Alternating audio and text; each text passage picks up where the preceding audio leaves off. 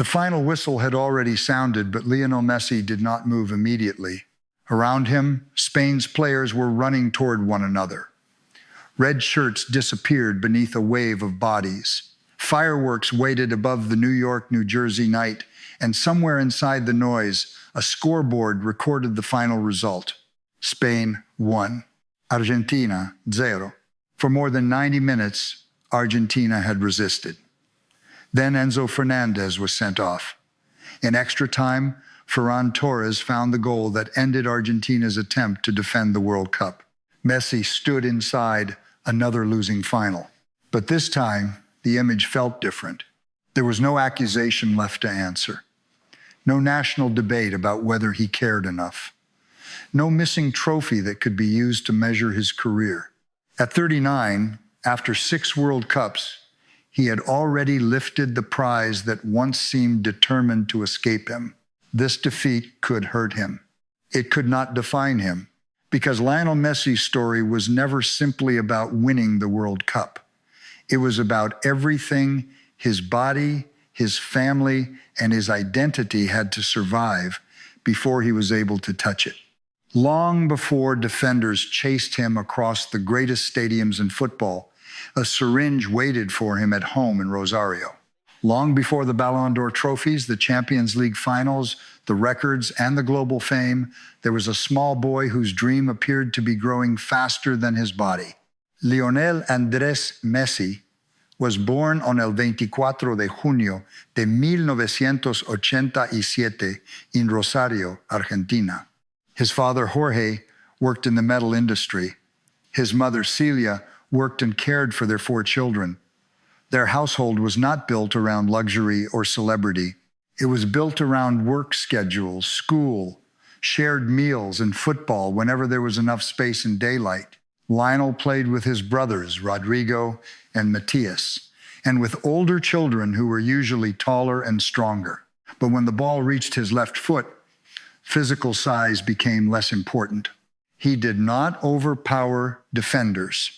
He waited for them, he watched the direction of their bodies, allowed them to lean toward one side, and then moved into the space they had abandoned.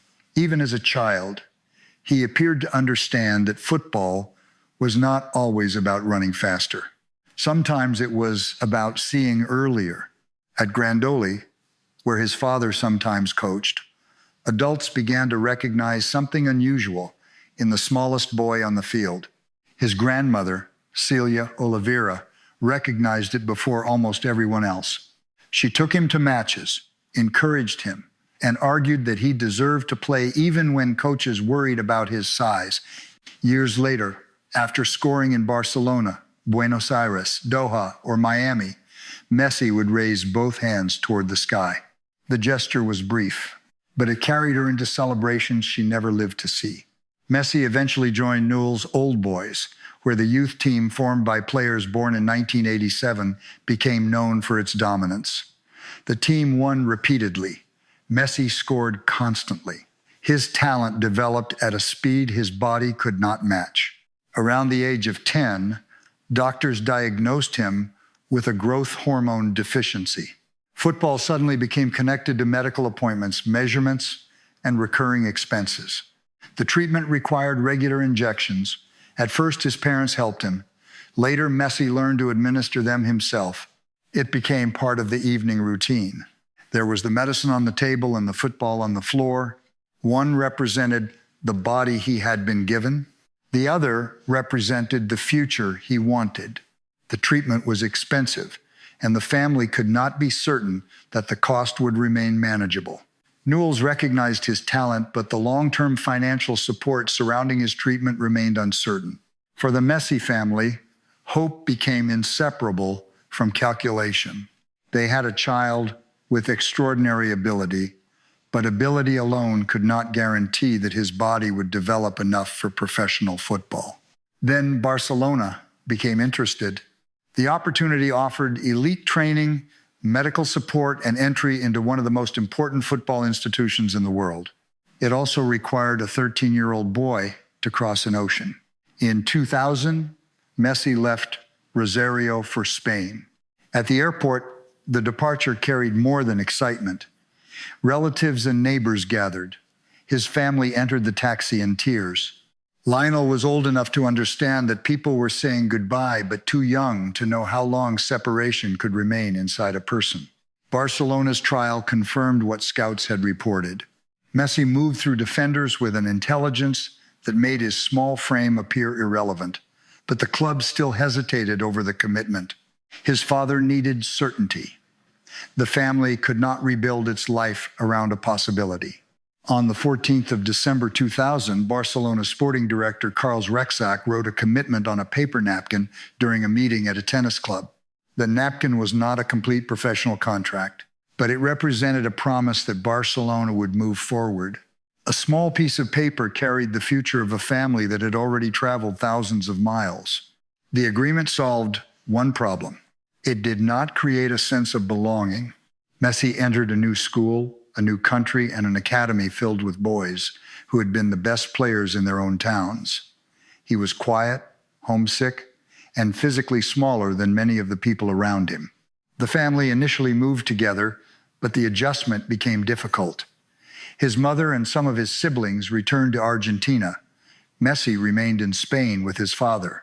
Family life was reduced to telephone calls, visits, and computer screens. After training, he could see Rosario behind his mother during a video call. Then the conversation ended, the screen went dark, and the room became silent. The next morning, training still began at the scheduled time. Registration complications also limited his participation in official matches for a period. He trained, prepared, and watched other boys compete, while paperwork kept him outside the team. For a young player, progress is usually measured through minutes and goals. For Messi, it was sometimes measured through patience. He learned that homesickness did not change the team sheet. Complaining did not accelerate registration. Talent did not remove bureaucracy. He simply continued. Inside Barcelona's academy, Messi developed beside players such as Cesc Fabregas and Gerard Piqué. Coaches saw the close control, the balance, and the ability to change direction without losing the ball. But surviving the academy required more than technical talent. He had to learn Spanish football culture, earn trust, and live with the possibility that failure would send him back across the Atlantic, carrying the knowledge that his family had sacrificed everything for an opportunity that had disappeared. His entrance into Barcelona's senior environment changed when Ronaldinho made room for him. Ronaldinho was already one of the most recognizable footballers in the world. He could have treated the quiet teenager as another academy player passing through the dressing room. Instead, he drew Messi toward the established group and treated him like a teammate before the public understood what he might become. Messi made an unofficial senior appearance against Porto in 2003. He entered a league match for the first time in October 2004. Then, in May 2005, he scored his first official Barcelona goal. Ronaldinho lifted the ball over the defense. Messi finished with a delicate touch, but the goal was disallowed. They tried again. Ronaldinho delivered another pass. Messi lifted the ball over the goalkeeper and watched it cross the line. The Brazilian carried the 17-year-old on his back as the stadium celebrated. The image appeared playful and effortless. Hidden behind it were years of injections, registration delays, homesickness, and a family divided between two continents. That same year, Messi helped Argentina win the FIFA Under-20 World Cup. The tournament reconnected him with the country he had left and offered an early indication that his future would involve two different forms of expectation. Barcelona wanted him to become the center of a club. Argentina wanted him to become the successor to a national mythology. Senior football quickly reminded him that talent could not protect him from everything. His first appearance for Argentina's senior team ended within minutes when he was sent off shortly after entering against Hungary. At Barcelona, a hamstring injury in 2006 prevented him from playing in the Champions League final against Arsenal. Barcelona won the trophy, but Messi was not part of the celebration on the field. His name belonged to the campaign. His body removed him from the night that completed it. The experience would become familiar. Messi's mind could recognize an opening before anyone else, but his muscles still had to carry him into it. Every achievement depended on a body that had required medical assistance simply to keep pace with his childhood dream. He returned, became stronger, and won Olympic gold with Argentina in Beijing in 2008. That summer, Pep Guardiola became Barcelona's manager. Guardiola did not see a fragile young player who needed to be protected. He saw the footballer around whom an entire tactical system could be constructed. Before Barcelona faced Real Madrid in May 2009, Guardiola moved Messi away from the right side and placed him through the center as a false nine. The position created a problem with no easy answer. If Real Madrid's defenders followed Messi into midfield, they left space behind them. If they remained in position, he could receive the ball, turn and attack. Xavi Hernandez and Andres Iniesta understood the timing. Sergio Busquets protected the balance behind them. Messi moved into spaces where a traditional striker was not supposed to appear. Then he returned toward goal before the defense could reorganize. Barcelona won 6-2 in Madrid. The score became famous, but the tactical change mattered even more. Barcelona had decided to reshape its structure around Messi's understanding of space. That freedom came with responsibility. When a team is designed around one player, every poor result eventually moves toward him. Barcelona completed the league, domestic cup, and Champions League treble in 2009. By the end of the year, the club had collected 6 major trophies. In the Champions League final against Manchester United, Messi produced an image that appeared to reverse the fear of his childhood. The boy, once again last name because he was too small, rose between taller defenders and headed the ball beyond the goalkeeper. He landed, lost one boot, and ran toward the corner. For a moment, the body that had once threatened his future became the instrument of his greatest triumph. Barcelona defeated Manchester United again in the 2011 Champions League final at Wembley. Messi scored from outside the penalty area, finding a narrow route beyond Edwin van der Sar. The public saw spontaneity. Behind it was repetition, training, recovery, studying defenders, traveling, sleeping, beginning again. Messi became famous for walking during matches. To some viewers, the stillness appeared passive. In reality, he was gathering information. He watched the angle of a defender's hips. He measured the distance between midfielders. He waited for the structure to reveal its weakness. Then the pace changed. A few controlled steps became an acceleration that forced the entire stadium to react. In 2012, Messi scored 91 goals for Barcelona and Argentina across the calendar year. The number changed the way ordinary performances were judged. 1 goal could seem disappointing. 2 could feel expected. A match without his name on the scoreboard produced questions before he had even left the stadium. This was the hidden danger of making the impossible look familiar. The number 10 shirt became one of the most recognizable products in global sport. His image appeared in advertising campaigns, video games, and stores across the world. Inside the shirt remained the same body that had once needed nightly treatment to grow. Messi could create chances, attract several defenders, and control the rhythm of a match.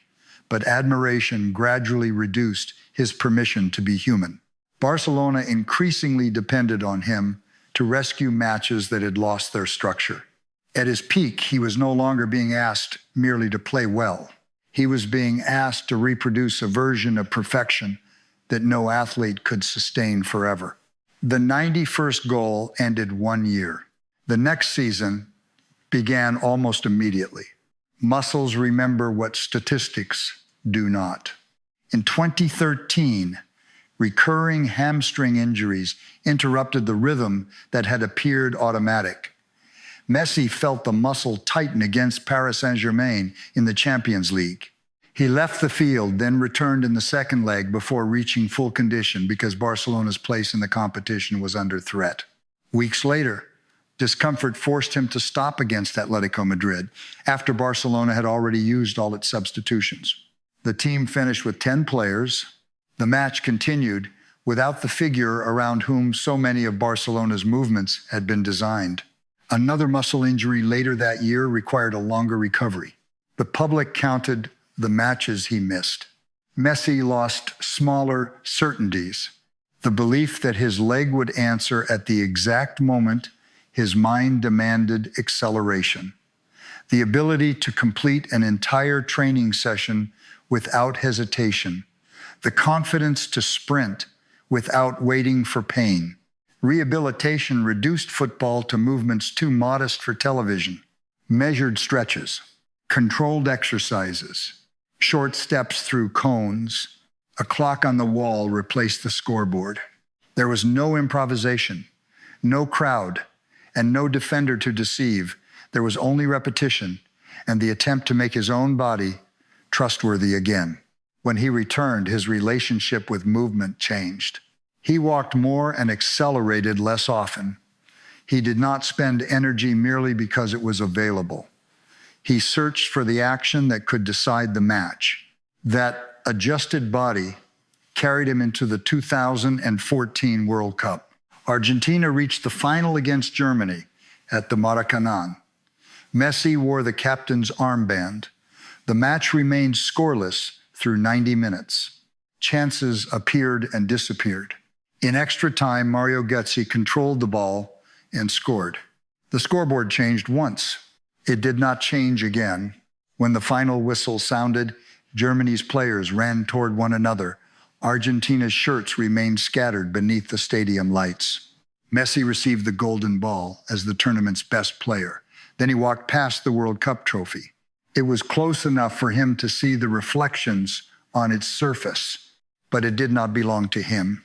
The medal around his neck recorded individual excellence. The dressing room carried the result that mattered. Boots remained beneath benches. Tape was removed from tired ankles.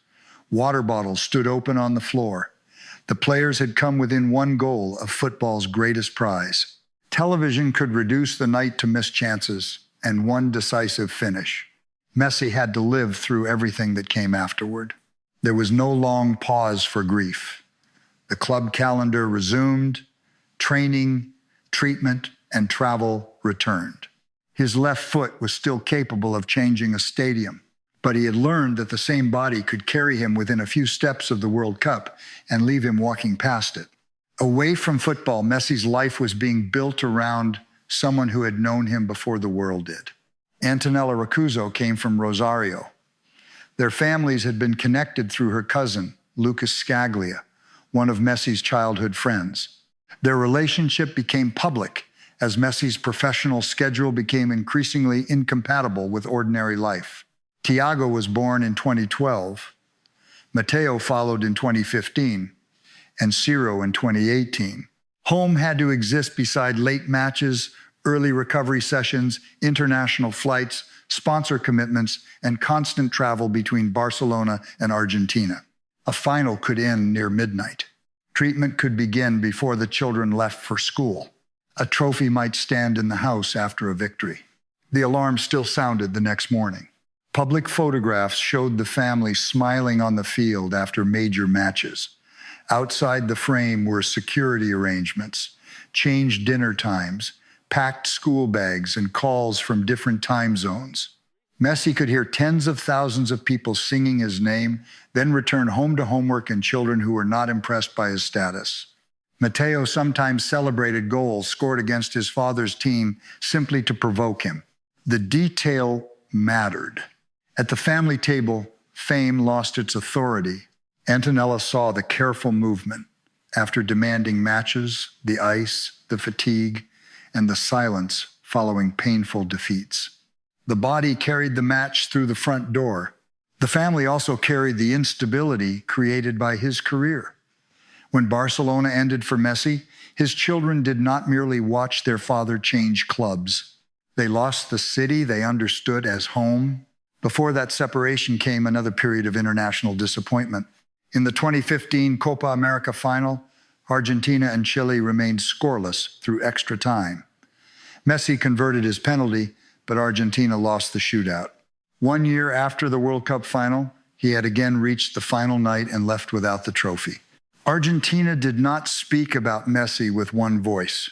Many supporters defended him. Others questioned his emotional connection to the national team because he had left the country at 13 and spent his adult life in Spain. His quiet personality became evidence for whatever judgment a person already wanted to make. His face during the national anthem was studied. His celebrations were compared with Diego Maradona's. His leadership was measured against a man with a completely different temperament and history. Barcelona offered Messi a football language built around his abilities.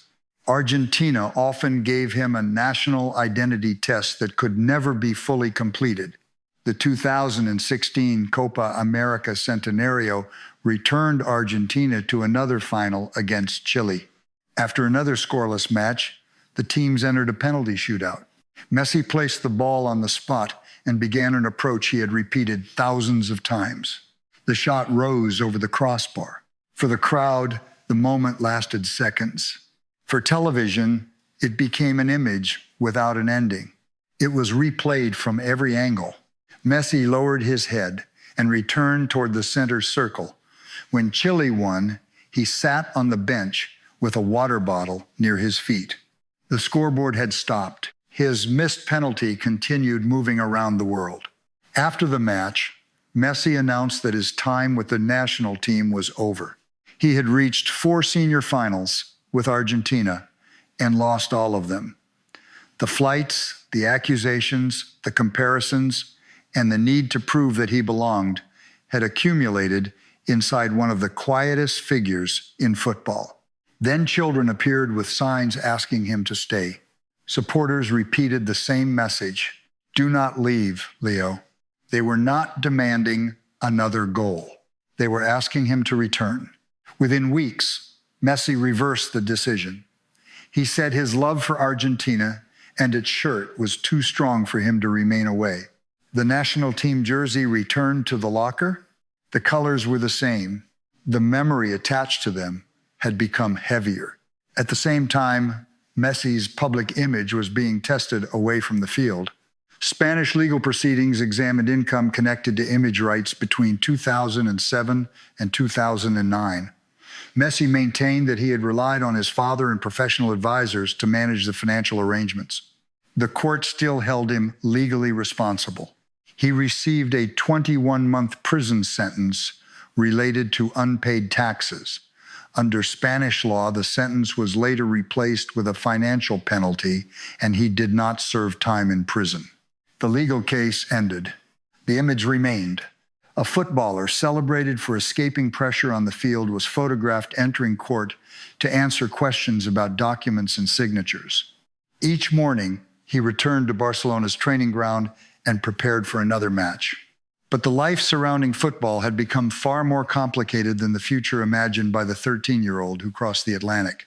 On the field, Barcelona's decline arrived through nights that seemed to remove years of authority from the club.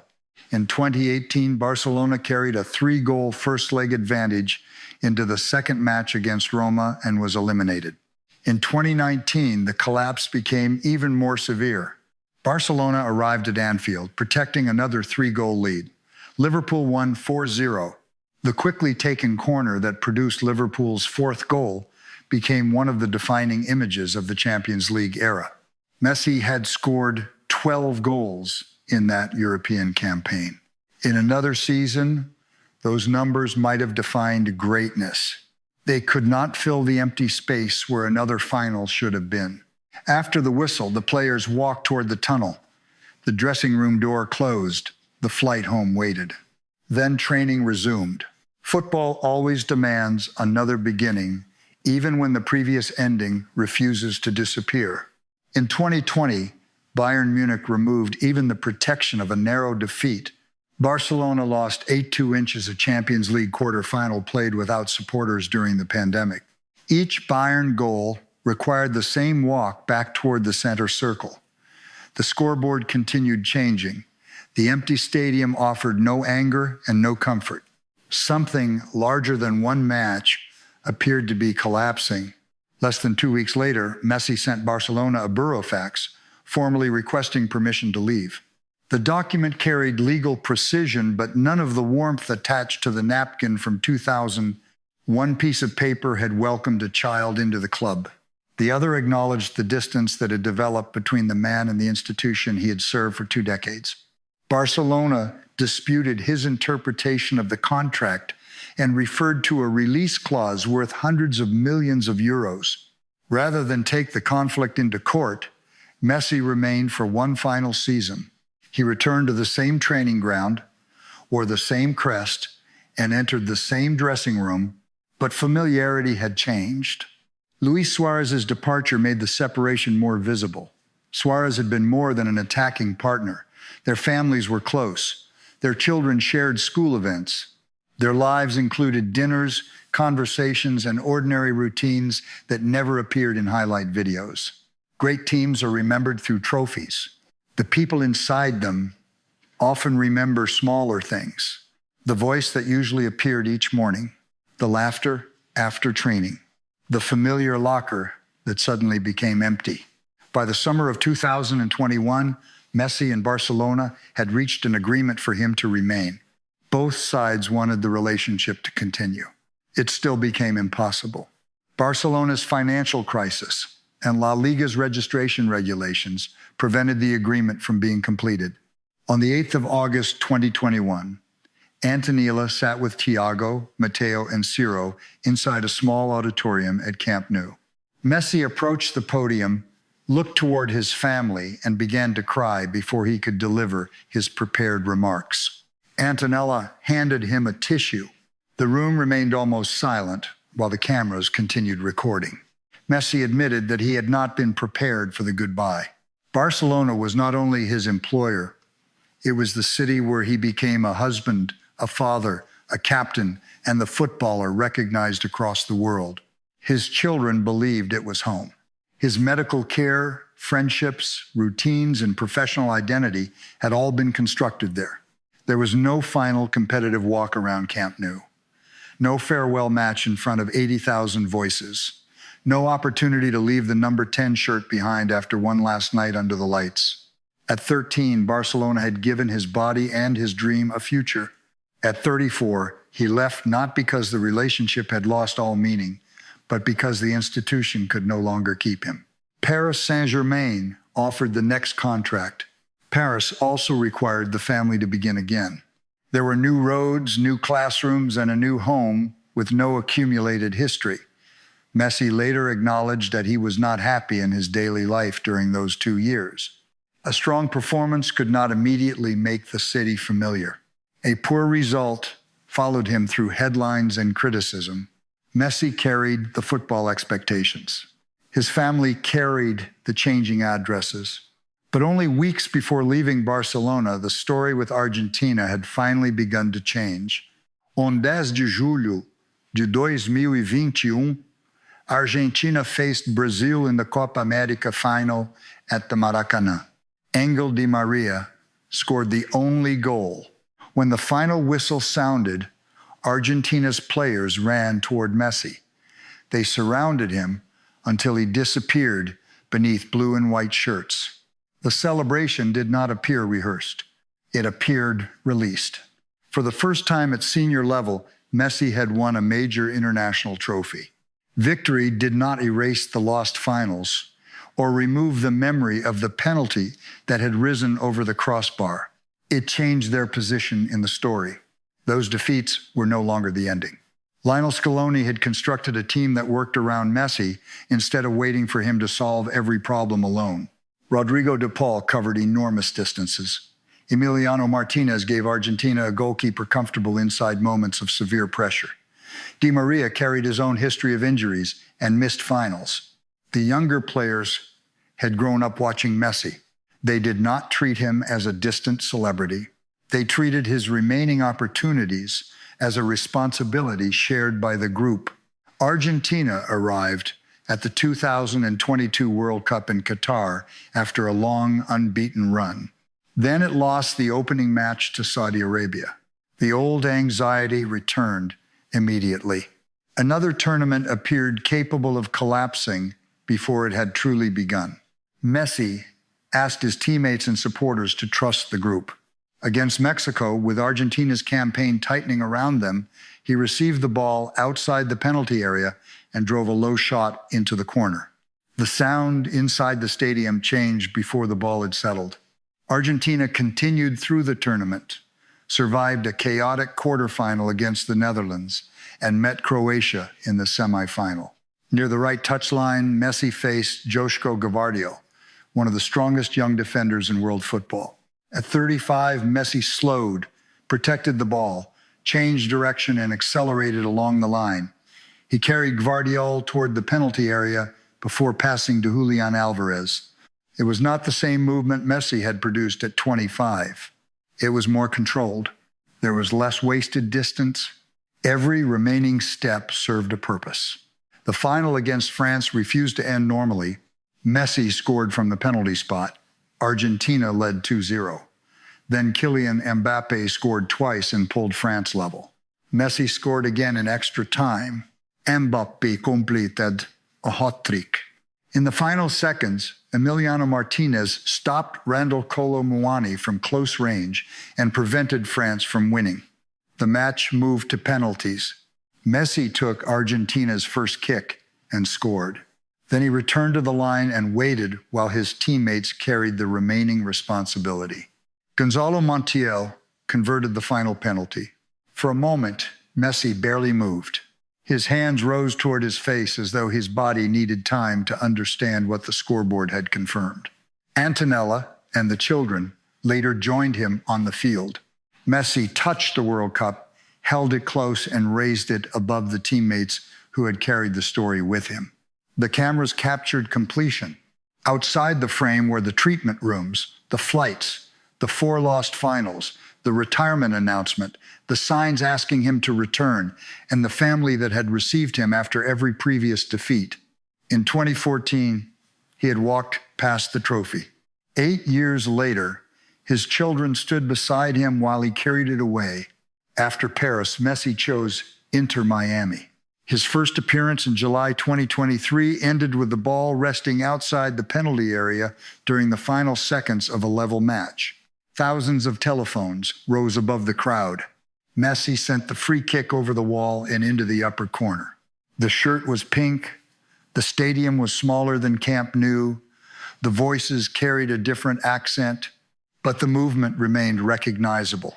Miami offered the family another beginning and eventually a more comfortable daily rhythm. The work was still demanding. There were long flights across North America, intense heat, artificial surfaces, and opponents who treated every match against Messi as an opportunity to measure themselves against history. Inter Miami won the League's Cup shortly after his arrival and claimed the Supporters' Shield in 2024. During the 2024 Copa America final, Messi injured his ankle and left the field in tears. The swelling was visible as he sat on the bench with ice strapped around the joint. Argentina continued without him and won in extra time. For most of Messi's international career, the team had appeared to need him until the final action. At 37, he watched his teammates complete the work. The image carried pain and relief together. His body could stop. The team did not collapse. In 2025, Messi produced one of the most successful seasons in Major League Soccer history. He scored 29 regular season goals, won the Golden Boot, and became the first player to receive the league's Most Valuable Player award in consecutive seasons. Inter Miami then won its first MLS Cup, defeating Vancouver in the final. Messi supplied 2 assists and was named the match's Most Valuable Player. The achievements were impressive. More revealing was the daily negotiation beneath them. Supporters saw the decisive passes and goals. The staff saw managed workloads, recovery tables, shortened preparation windows, and the difference between wanting loosely prepared to do it. In October 2025, Messi extended his Inter Miami contract through the end of the 2028 MLS season. A contract could provide structure. It could not promise that his body would answer every morning. Messi had spoken openly about the fear attached to retirement. What he feared losing was not only the stadium on match night, it was the routine, training, preparation, teammates, meals organized around recovery, boots waiting near the door because practice began at a specific time. Football had structured almost every memory since Rosario. Retirement would remove more than a profession. It would remove the calendar around which his life had been built. In the summer of 2026, Messi returned for his sixth World Cup. He was 39 years old. Argentina entered the tournament as the defending world and South American champion. Around Messi stood a new generation with younger legs, but the team's emotional center remained unchanged. Messi scored throughout the group stage and knockout rounds as Argentina survived a demanding path through the tournament. Time had taken some of his acceleration. It had not taken his understanding of decisive moments. In the semifinal against England on July 15, Argentina fell behind. As the match entered its final stages, the possibility of Messi's last World Cup ending before the final began to feel real. He had not scored. He did not need to. Messi created both goals as Argentina came from behind to win 2-1. The performance summarized the evolution of his career.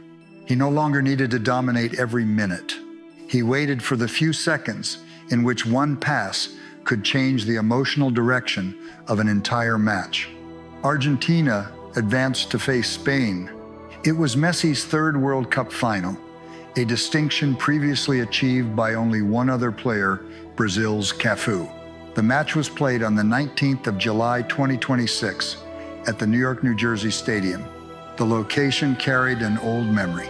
10 years earlier, at the same site, Messi had missed his penalty against Chile and announced his international retirement. Now he returned as a world champion. Spain controlled long periods of possession, but Argentina remained compact. The match stayed scoreless through 90 minutes. Then Enzo Fernandez received a second yellow card. Argentina entered extra time with 10 players. The resistance continued until Ferran Torres scored the decisive goal. Spain won 1-0 and became world champion for the second time. Argentina's attempt to defend the title was over. Messi remained on the field as Spain celebrated. There would be no second consecutive World Cup trophy, no perfect final chapter, no guarantee that he would ever appear at the tournament again, but the defeat could not return him to the person he had been in 2014 or 2016. Back then, every lost final was presented as evidence that something was missing. In 2026, nothing essential was missing. He had returned to the same stadium where he once believed his international career was over. Between those two nights, he had won 2 Copa America titles, the Finalissima and the World Cup. He had transformed the meaning of failure without pretending that failure no longer hurt. That may be the most important difference between the young Messi and the man who left the field after the 2026 final. The younger player was trapped inside the belief that the next trophy would finally answer every question. The older player understood that football never stops producing questions. A trophy can provide joy. It cannot stop time. Looking across Lionel Messi's life, remarkably little was guaranteed. Barcelona could have decided that his treatment was too expensive. The separation from his family could have overwhelmed him. The injuries could have reduced his career before his prime. The defeat in Brazil could have become the final image of his international journey. His retirement in 2016 could have remained permanent. Barcelona's financial crisis could have left bitterness as the dominant memory of his greatest club relationship. Even after lifting the World Cup in Qatar, his body continued asking questions that no reputation could answer. Records will eventually be challenged. Goals will be surpassed. New stars will enter the sport. Even the most extraordinary numbers eventually become lines in a historical database. What remains is more difficult to replace. For more than 2 decades, Messi demonstrated that greatness does not always arrive with the loudest voice or the largest personality. Sometimes it develops quietly, through discipline repeated thousands of times, through adaptation when the body can no longer perform in the same way, through loyalty to family and teammates, through returning after disappointment when walking away would have been easier. The small boy whose family crossed an ocean searching for medical support and a football opportunity eventually carried the hopes of Barcelona, Argentina, and millions of people who recognized something of themselves in his struggle. He did not become great because suffering automatically creates greatness. Many people suffer without receiving trophies. He became great because he continued to transform suffering into preparation. The injections became training. Homesickness became patience. Injuries became adaptation. Defeats became memory rather than identity. At 13, Messi needed help so that his body could grow toward his dream.